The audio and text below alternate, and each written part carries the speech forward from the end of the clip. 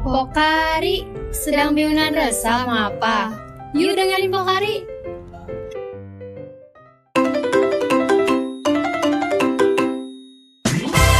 Warahmatullahi wabarakatuh. Selamat pagi teman-teman semua. Gimana kabarnya hari ini? Semoga selalu sehat dan bahagia. Oke, untuk episode kali ini kita kembali dengan isu yang mungkin hangat diperbincangkan di kalangan Gen Z, yaitu self harm. Yang pastinya kita berbincang di sini dengan narasumber yang memiliki ilmu yang lebih banyak dibanding kita. Oke, langsung aja. Selamat pagi Ibu. Selamat pagi, Melva. Oke Ibu, boleh perkenalkan diri terlebih dulu? Ya, saya Suci Nugraha, saya salah satu dosen di Fakultas Psikologi. Mata kuliah saya barangkali karena diminta sama Melva sama Nevia, saya megang psikologi abnormal dan yang lainnya. Oke. Sebelum itu Ibu gimana kabarnya pagi ini? Alhamdulillah baik. Alhamdulillah. Untuk kesibukannya akhir-akhir ini Bu, kalau boleh tahu lagi kesibukan Ini kan akhir semester ya. Kalau akhir semester itu dosen sibuk buat soal, sibuk nanti banyak mahasiswa yang minta bimbingan skripsi karena banyak sidang. Itu S1, S2 sama aja kayak gitu. Terusnya ada beberapa pekerjaan dari BPMF yang memang kerjaan saya. Terus jadi memang biasanya di akhir semester tuh walaupun gak ada ngajar, justru padat dengan kegiatan selain ngajar gitu. Kalau dosen pada umumnya dosen sama cukup sih mempercepat UAS itu ya? iya, terutama buat soal itu kan harus hati-hati buat soal itu gitu. Oke, cukup sibuk juga ya teman-teman, tapi Ibu bersedia menyempatkan hadir di episode kali ini. Terima kasih banyak Ibu sebelumnya.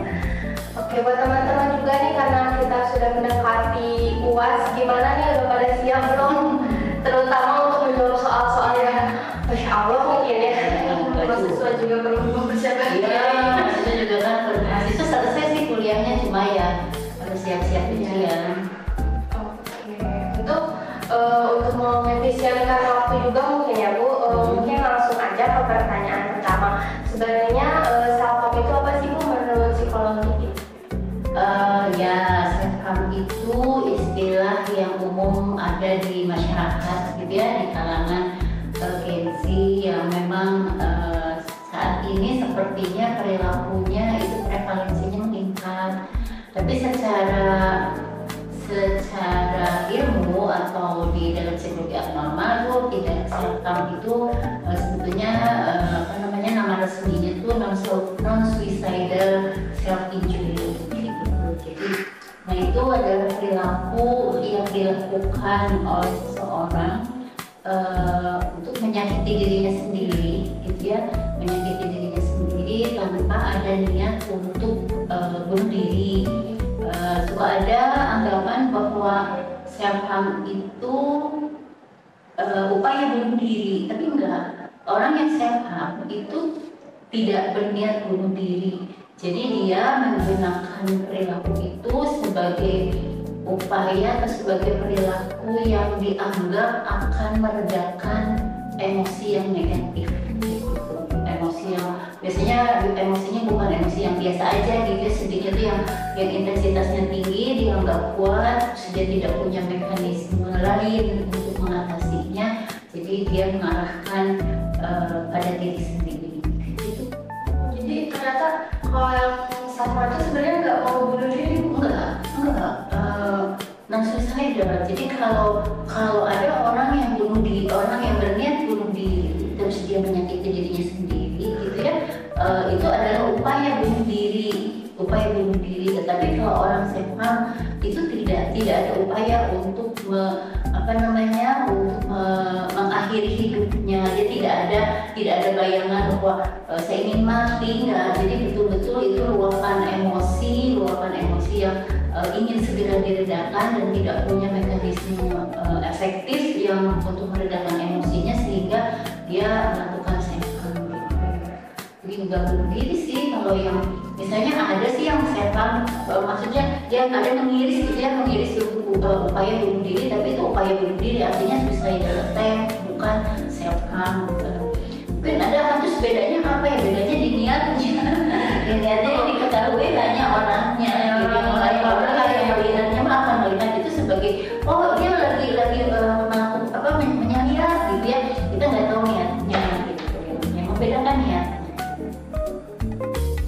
sebenarnya lokasi B yang mendorong seseorang itu melakukan self harm gitu kan, mungkin untuk kita sendiri itu kan sakit gitu melihatnya kayak gitu. Setahu saya sih memang kalau yang self harm itu atau perilaku penyakit diri sendiri itu dilakukan oleh orang-orang yang memiliki jadi kalau temuan penelitiannya itu sangat banyak orang yang melakukan self harm itu pada umumnya adalah orang yang cemas, kemudian orang yang gangguan mood, dan terutama itu self harm itu menjadi feature atau gambaran utama dari borderline personality disorder atau mungkin gangguan emosional tak stabil gitu ya gitu. Nah itu tuh biasa dilakukan oleh mereka, walaupun tidak menutup kemungkinan dilakukan oleh orang yang tidak mengalami disorder itu. Nah, orang-orang yang mengalami disorder tadi itu pada umumnya memang kan gambaran klinisnya tuh mereka menghadapi kecemasan dan emosi yang sangat intens.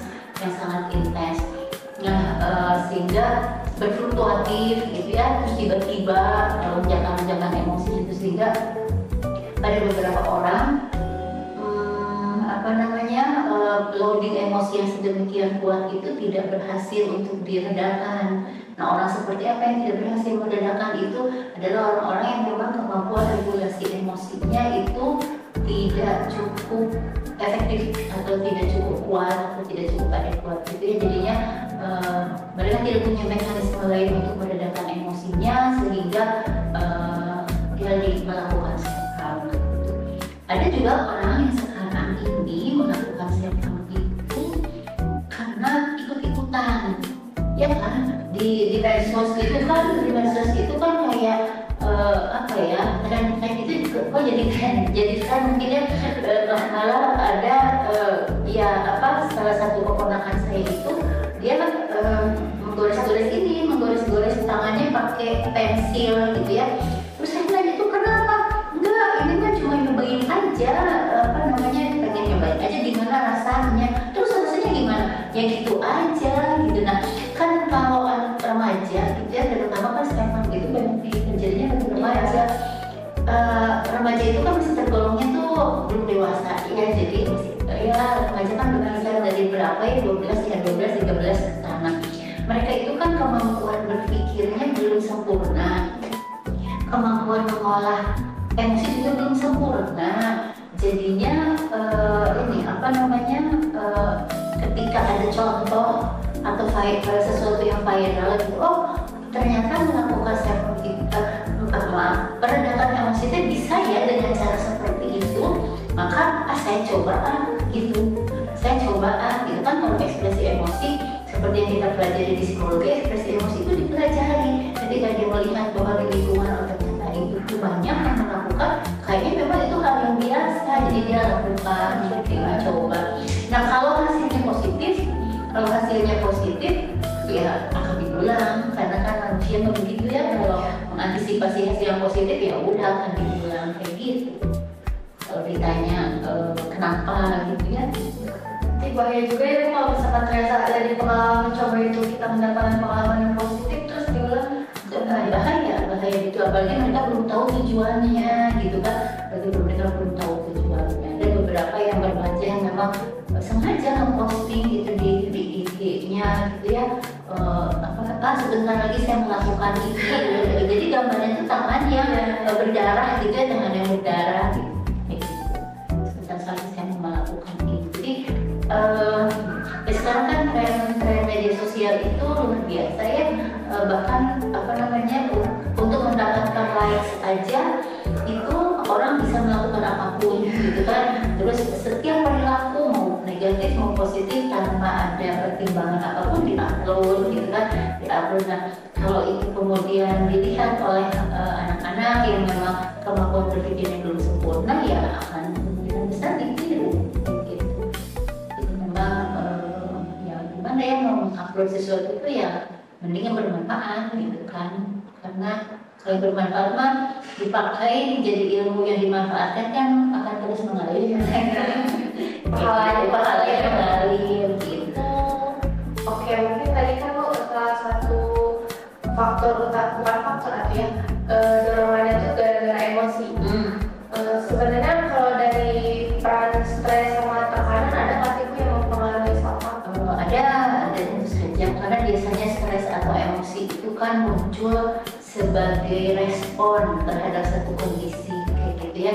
Jadi pada beberapa orang yang sudah memiliki masalah-masalah kesehatan mental seperti yang kita diskusikan sebelumnya tadi, kemudian artinya dia rentan gitu ya, resikonya tuh sangat tinggi, rentan terhadap stimulus emosional, tidak ada stimulus emosional, stres yang sangat berat gitu kan, terus tidak mampu dihandle, maka yang muncul emosi negatif yang sangat intens. Pada saat seperti itu orang-orang yang memiliki mekanisme coping yang tepat, yang efektif, barangkali dia bisa menggunakan kemampuannya untuk meredakan emosi. Tapi pada beberapa orang yang tidak bisa dan tidak tahu meregulasi emosi itu caranya gimana, dia bisa jadi kesalahan.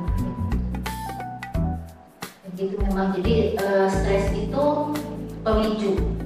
Stres itu pemicu, bukan penyebabnya, penyebab utamanya, tapi pemicu. Pasti ada stresor yang sangat kuat, yang kan orang kan nggak mungkin sepanjang hari, jadinya pasti akan ada kondisi di mana emosi itu intens, dan saat itu biasanya karena dipicu oleh stres. Jadi emang stres itu banyak banget berdampak buruk Ya, benar sangat. Stres itu ya bukan hanya ke self-harm ya, ke kondisi fisik, ke kondisi psikologis sudah pasti gitu kan, kondisi fisik membuat kita jadi lebih lemah gitu, sehingga memang menurut saya sih setiap orang itu perlu memiliki kemampuan meregulasi stres, memanage stres. Orang mah nggak mungkin lepas dari stres, setiap hari juga pasti stres. Cuma bagaimana kemudian menyikapi stres itu dengan mengatasinya dengan cara yang tepat, sehingga setiap individu itu punya keterampilan yang beragam dalam mengatasi stres. Sehingga ada satu stres ini nggak berhasil pakai cara A, ya udah saya bisa dengan ini.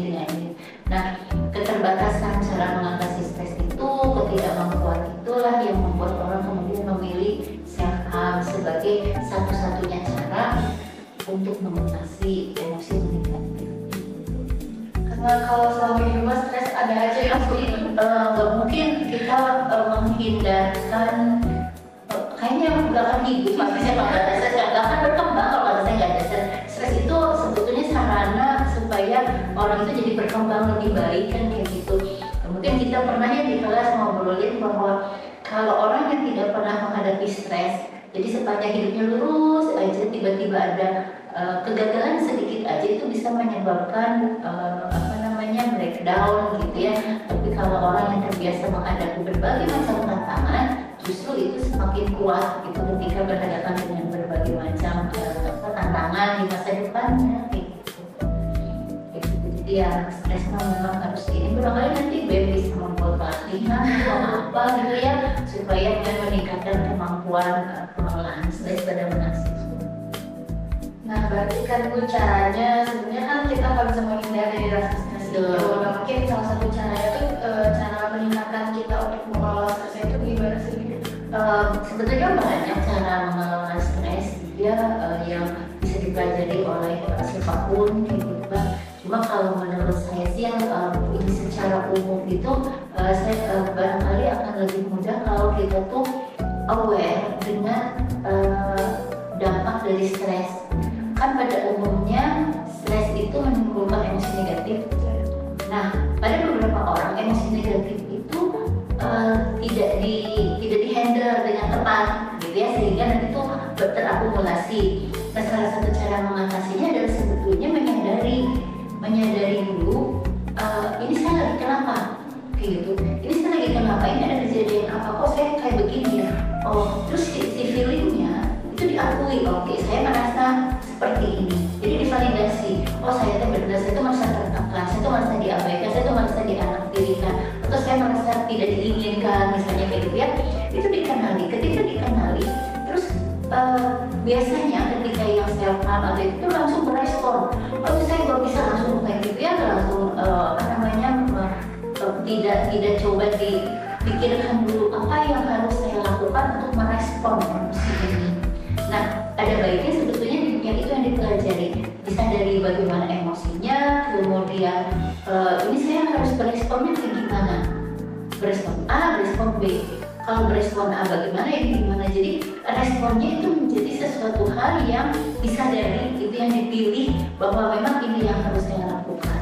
Nah, pada beberapa orang yang memang keliru di dalam atau gagal menghadapi stresor atau mengatasi emosi tadi, jadi dari stres emosinya tinggi, ini kenapa saya gini gak nyaman, saya langsung aja cari cara supaya nyaman gitu.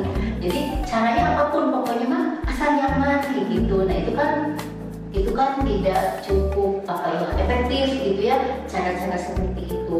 Nah kalau dari tadi perbincangan mah berarti kan sebetulnya mekanisme kita memikirkan atau aspek kognitif pada saat kita berhadapan dengan stres itulah yang akan menentukan respon selanjutnya kayak gitu. Ada ini sih, ada ketika kita berhadapan dengan stres, emosi lagi tinggi, kita bisa melihat pertama stresornya itu bisa dihindari tidak. Kalau bisa dihindari, ya udah hindari aja supaya kita nggak stres aja sih. Kayak mahasiswa kan malas lah ketemu pembimbing, udah ketemu pembimbing itu salah satu contoh kan gitu, menghindari stresor. Kalau stresornya bisa dihindari, tapi ada beberapa kondisi di mana stresor itu harus dihadapi. Kalau misalnya stresornya memang harus dihadapi, mau tidak mau individunya itu harus mempelajari bagaimana cara menghadapi stresornya dengan cara yang lebih tepat. Kalau stresornya itu misalnya di rumah dan nggak mungkin misalnya menghindari orang tua, nggak mungkin menghindari rumah, ya oke, berarti harus belajar bagaimana caranya menghadapi stresor tersebut. Kalau cara yang sebelumnya tidak efektif, maka harus belajar dengan cara yang lain. Nah, ada yang kemudian ada stresor itu tidak bisa dihindari dan memang cara yang dipilih itu udah nggak tahu mesti digimanain gitu ya, bagaimana, maka bisa dengan fokus pada hal-hal yang bisa kita ubah. Jadi salah satu bentuk stresor yang sangat kuat dan biasanya terjadi pada remaja itu adalah terlalu banyak memikirkan hal-hal yang tidak bisa diubah oleh diri sendiri gitu. Pemikiran orang lain, pendapat orang lain itu kan nggak bisa kita ubah. Kontrol kita di luar kendali kita, betul. Jadi yang bisa kita kendalikan aja gitu ya. Kita hanya fokus pada itu. Kalau kita misalnya ada teman kita melakukan suatu hal yang tidak enak gitu ya, terus kita kepikiran, terus ini kenapa dia berpikir saya seperti itu, saya kan udah kayak begitu gitu ya, dan jadi kebayang stres sendiri. Tapi pikiran orang itu bukan sesuatu hal yang bisa kita kontrol. Jadi paling kalaupun mau yang kita jelaskan bahwa apa yang bisa kita tuh nggak seperti itu misalnya gitu ya. Kalau ternyata dia masih berpikir berbeda, ya udah itu udah bukan kendali kita gitu ya. Udah kita fokus aja pada hal yang bisa kita kendalikan, dan itu biasanya bisa menurunkan level stres. Itu mah itu bukan urusan saya. Itu mah ya udah, kamu mau mikir gitu, kamu bahagianya berpikir gitu, silakan aja kan bisa kayak gitu ya. Artinya memang salah satu yang konsisten itu adalah kita fokus pada hal-hal yang bisa kita kendalikan. Terima Ibu, soalnya yang paling dari kita berdua tadi senyum-senyum karena kita siap ya. Iya betul. Jadi biasanya mahasiswa, kebanyakan mahasiswa itu terlalu fokus atau memikirkan hal-hal yang tidak bisa dikendalikan. Betul ini. Padahal biasanya usia-usia 20 tahunan kan sangat mempertimbangkan pemikiran orang gitu ya. Iya nggak sih? Iya benar. Jadi takut tidak diterima ya. Tapi sebetulnya memang ya betul lah, kita harus melihat lingkungan itu meminta kita apa gitu ya. Tapi lingkungan yang mana dulu kan kayak gitu. Terus ada nggak hal-hal yang memang bisa kita jawab atau tidak? Kalau enggak ya nggak apa. Kalau menurut saya selama tidak merugikan orang lain dan tidak melanggar aturan agama, orang lain mau ngomong apa juga terserah kalau saya gitu ya gitu. Iya. Balik lagi mungkin Bu ke self harm. Kan sebenarnya kalau self-harm itu yang goret-goret tangan.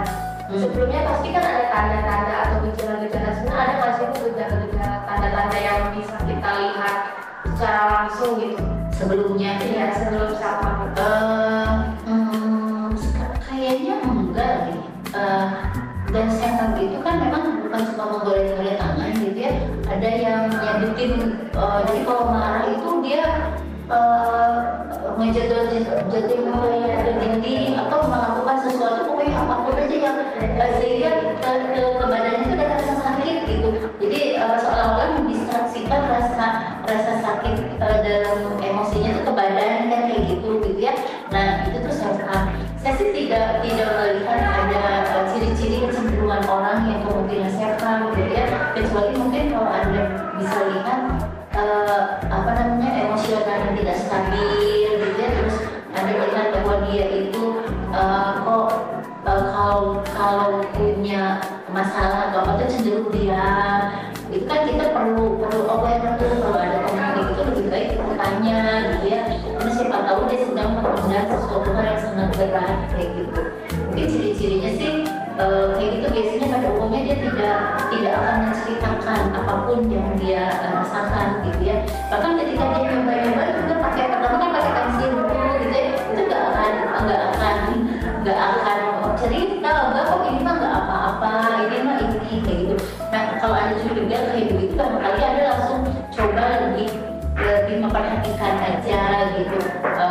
Karena kadang-kadang orang yang tertutup itu ya dia tuh bukan juga pengen cerita, tapi dia nggak bisa cerita tuh gak enak. Nanti kalau saya cerita gimana kalau orang dia dapat bijak, nanti gimana kalau dia ini, nanti gimana kalau saya disangka salah, terus nanti gimana kalau cerita saya diumbar kemana-mana kan kayak gitu.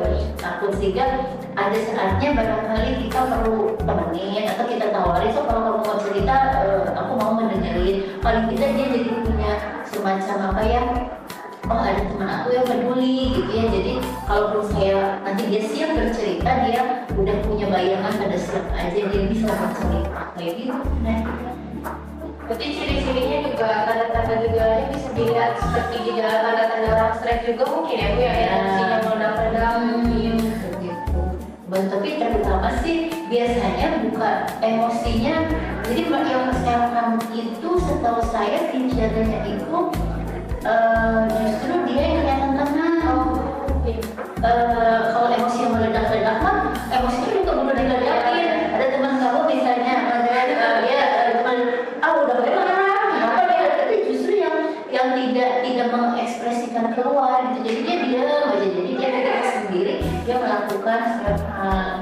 Pada umumnya sih begitu ya. Mungkin ada sih orang yang meledak-ledak gitu, tapi pada umumnya feature-nya itu gambaran orangnya itu justru lebih tertutup gitu. Tapi sebenarnya dicari dari orang self-harm itu apa sih? Kayak kan mungkin kayak gebukin badan, digoreng-goreng tangan, itu yang dicarinya apa sih Bu? Rasa sakitnya atau apa? Rasa sakit iya, dia merasakan sakit itu, tapi jadi dia tuh menghubungkan antara rasa sakit dengan luka itu dengan rilis emosi. Jadi ketika dia melihat luka, melihat itu tuh dia merasa udah keluar gitu, emosinya udah terekspresikan, udah dikeluarin. Nah itu leganya itu sebetulnya yang dicari.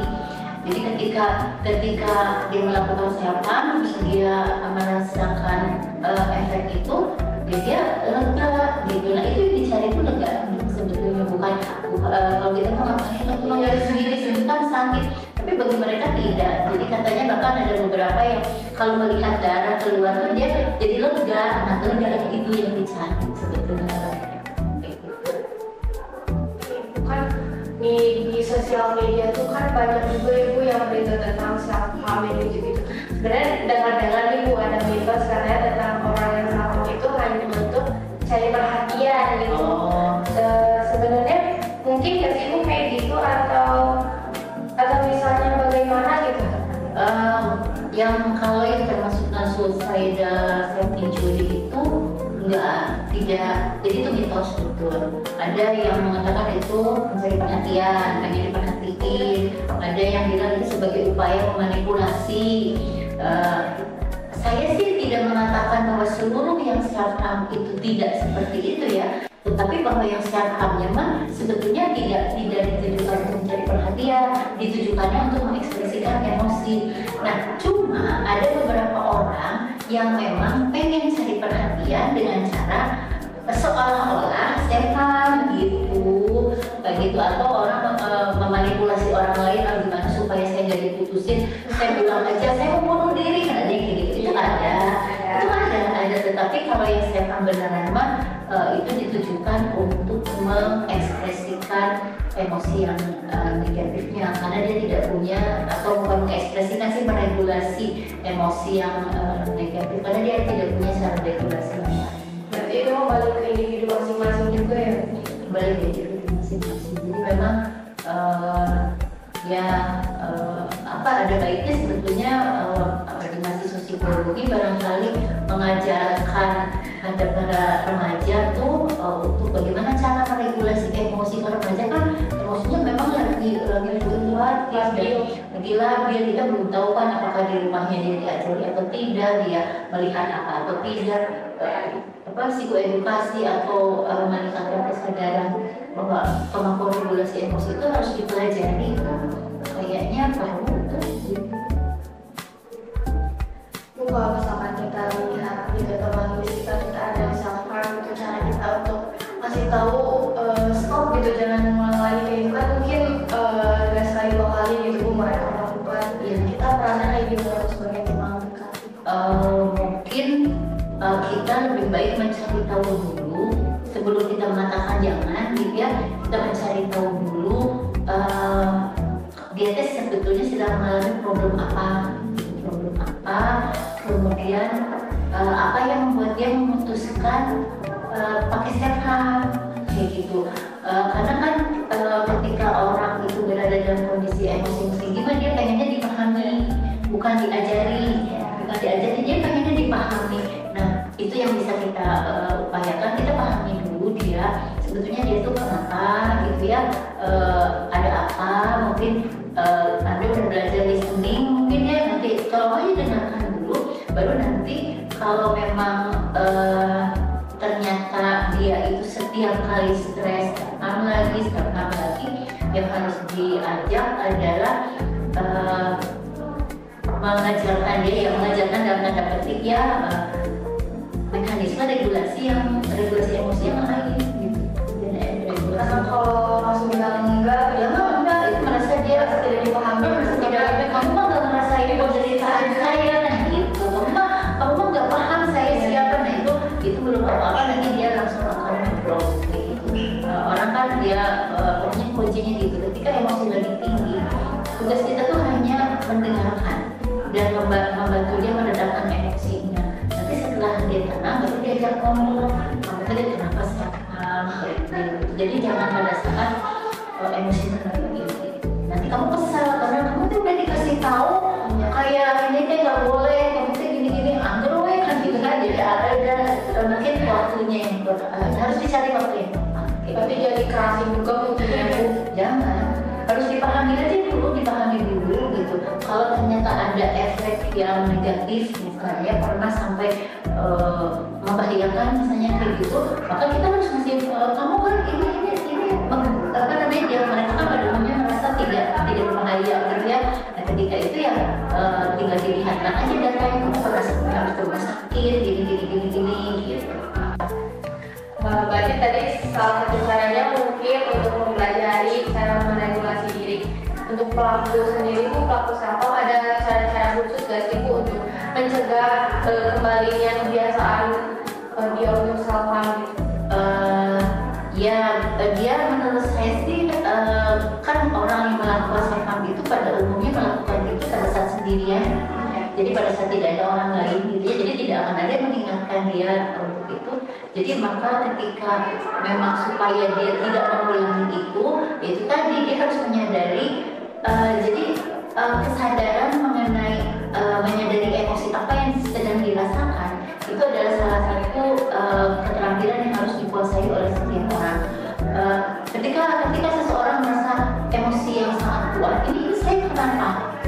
itu tuh harus dipelajari. Kalau memang seseorang pengen berhenti self harm, maka ini saya kenapa? Saya harus belajar mengendalikan ini, gitu. Nah, ketika menyadari emosi yang dirasakan itulah, kemudian dia bisa mulai lebih lebih menyadari, mungkin lebih mindful. Ini setelah emosi begini, saya harus melakukan apa, kayak gitu. Self harm jangan jangan. Nah, kalau mau berhenti, maka dia harus mengatakan pada diri sendiri. Ketika kita bisa pakai prinsip yang behavioristik gitu ya, dengan self stopping, bahwa stop, saya harus berhenti berpikir kayak gitu, cepet-cepet dialihkan.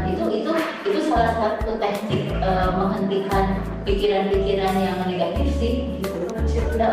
Jadi kayak gitu. Jadi kalau ada pikiran yang negatif itu sedang menguasai diri sendiri, katakan pada diri bahwa berhenti, gitu ya, berhenti, katakan dengan sepenuh hati, kemudian dialihkan si emosinya, gitu. Karena kalau itu larut, nanti dia jadi setan.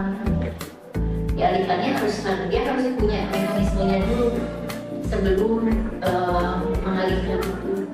Kalau gitu keluar kamar misalnya, supaya ketemu sama orang. Ketika ketemu sama orang kan dia nggak sehat. Jadi salah satunya adalah ketika itu ya udah jangan sendirian, contohnya seperti itu, kayak gitu ya.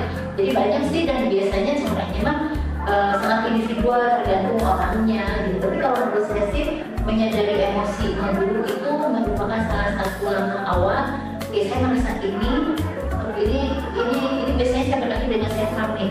Ini kayaknya saya harus berhenti. Berhentinya ngapain? Nah, itu bisa supaya tidak sendirian, bisa menjauhkan barang-barang, atau di kamarnya tidak ada barang-barang yang bisa menyakitkan. Tapi kalau orang udah niat mah ada apapun juga sebetulnya yang harus disadari itu seperti itu, kayak gitu. Jadi harus mengenali diri sendiri, terus mengelola emosi gitu ya. Mengenali diri sendiri, terus mengelola emosi. Dan mengelola emosi itu memang gak mudah. Menurut saya itu gak mudah. Itu bukan keterampilan yang memang dengan mudah dikuasai. Itu harus dipelajari sedikit demi sedikit. Kalau dari kecil belum pernah diajari bagaimana mengelola emosi, ya gak ada salahnya dari sekarang mulai aja. Toh hidupnya kan masih panjang kan, masih sangat muda. Dan kalaupun belum berhasil, tidak berarti Anda gagal. Itu mah hanya belum berhasil aja, karena memang perlu proses. Nggak sebentar juga ya, untuk keterampilan itu harus sebentar, karena nggak sebentar, itu perlu proses. Jadi harus sabar. Kalau masih gagal, masih itu paling tidak frekuensinya jadi berkurang, gitu, semakin lama semakin ini, kayak gitu kan. Kalau masih paling tidak ada upaya untuk menghentikan itu, dikurangi dulu lama-lama, sambil dipelajari cara yang lain untuk meregulasi step by step. Karena biasanya ketika saya harus berhenti, ya itu kan didorongnya kapan saya mau berhenti. Ketika emosi lagi belum punya mekanisme lain untuk meregulasi, gagal. Ketika gagal itu terus jadi menyalahkan diri sendiri. Tuh kan saya tuh nggak bisa, saya tuh memang gagal, saya tuh tidak berharga. Malah jadi tambah drop, tambah saya gagal lagi, kayak gitu.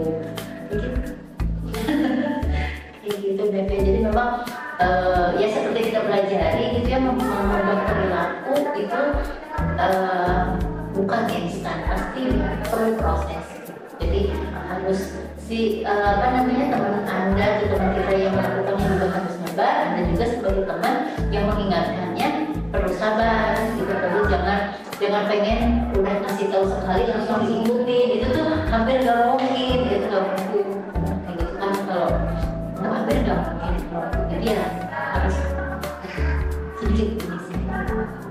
Jadi sebenarnya keterampilan untuk meregulasi emosi itu bukan untuk menghindari self harm aja ya gue, memang dibutuhkan untuk bisa menyesuaikan diri di dalam berbagai tantangan. Bagi nanti masuk dunia orang dewasa ya, si stresornya tambah banyak.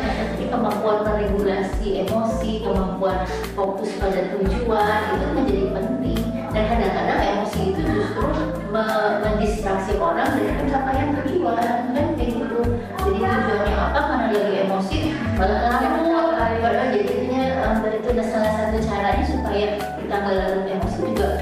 Oke, saya lagi merasa ini, saya lagi tertekan nih, saya mau ngapain, saya mau melanjutkan emosi saya atau saya harus fokus ke tujuan sana gitu. Nah itu salah satunya, itu proses kognitif pada saat sebelum merespon itu tuh harus dipelajari kalau saya, nggak sampai terlalu cepat. Jadi emosi gini kok diresponnya dengan gitu, nah itu kan suka jadi impulsif kayak gitu mah efeknya teh jarang yang positif. Nah, berarti buat keluarga Kema nih jangan lupa untuk ya belajar dari sekarang gitu ya untuk cara meregulasi emosi. Nggak apa-apa kalau misalkan dari kecil kita belum punya pengalaman dan bisa belajar dari sekarang gitu untuk mempersiapkan kehidupan ke depannya gitu ya. Itu lebih ini karena kan ya lebih ini sih udah dewasa mah ya lebih jadi tuntutannya semakin tinggi. Jadi pelajari aja dari sekarang. Gak apa-apa walaupun belum berhasil sedikit demi sedikit aja. Gak ada orang berhasil gitu. Hanya belajar semua belajar. Sedikit demi sedikit. Oke, mungkin tadi pertanyaan terakhir nih Bu. Dan sebelum ditutup dan berakhir perbincangan kali ini, ada closing statement nggak dari Ibu buat keluarga Kemah yang mendengar? Siapa tahu ada yang sudah memiliki niatan untuk self-help langsung terhindari gitu. Ya, sebetulnya kalau emosi itu kan subjektif, yang menghayatinya juga masing-masing gitu ya, nggak bisa kita langsung memahami. Tetapi justru karena subjektif itulah Anda itu, ya Anda yang tahu apa yang memicunya, apa yang kemudian menjadi faktor yang memperkuatnya gitu ya. Nah, karena subjektif itu pula maka penanganan atau memiliki kemampuan regulasi emosi itu keputusannya ada di Anda sendiri kayak gitu. Bahwa lingkungan akan memberikan dukungan, tetapi bahwa mau berubah atau tidak, mau mempelajari cara yang lebih efektif atau tidak, itu kan terserah dari Anda sendiri gitu ya, dari individunya sendiri, balik lagi ke individunya. Jadi dan memang kalau punya masalah seperti itu perlu ini perlu kebesaran hati untuk mengakui, oke, saya itu ternyata begini, jadi kalau kedepannya ada yang harus saya capai, maka saya harus mengupayakan hal yang lebih baik. Jadi itu aja sih kalau kata saya sih ya, itu aja. Jadi memang kesadarannya harus datang dari diri sendiri dan harus mau bersabar saat mempelajari hal yang baik gitu. Awareness juga ya. Ya, dari podcast kita hari ini banyak banget informasi yang kita dapat, banyak banget informasi baru yang kita dapat. Semoga bukan hanya aku, Pak Eva dan juga keluarga Kemah di sini yang menonton, semoga ilmunya bermanfaat buat semuanya. Sampai jumpa di podcast selanjutnya.